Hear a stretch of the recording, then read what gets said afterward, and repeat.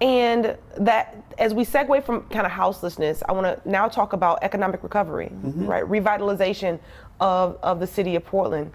What's your vision for economic recovery and revitalization throughout the city, and where do you see partnerships,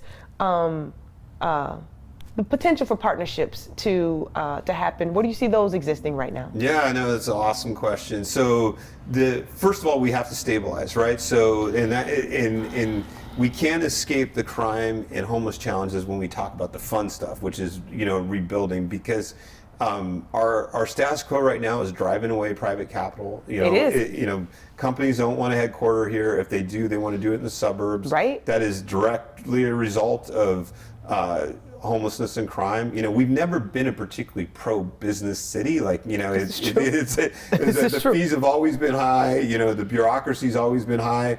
And I'll get to those things in a second and what we might do to address those. But otherwise, this was a place that a lot of people wanted to live, and you could attract good talent in the city of Portland, relatively speaking. There's some segments where it was harder to attract talent, but in general, people wanted to live here. And that was an economic advantage, right? I mean, that was the thing that the city of Portland had done really well. We solved livability. That made it easy for some companies to headquarter here to attract talent.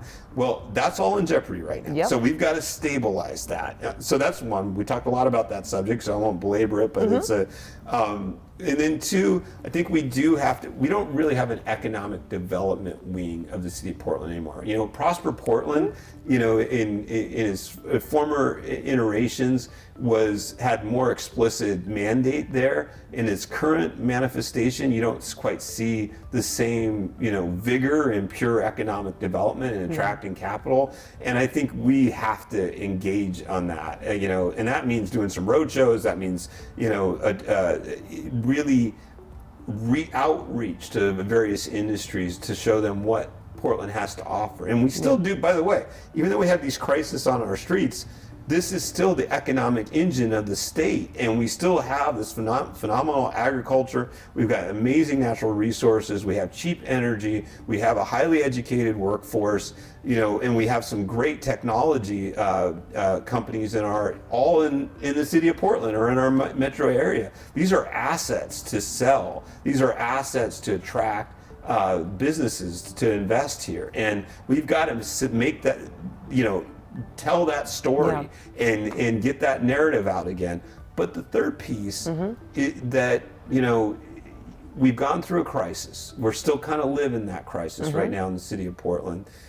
And a lot of cities have gone through this. And you deal a lot with workforce change, and my little technology company, part of what we do is sell remote work and how you do it, right? So we're all adjusting to this new reality and optimizing it.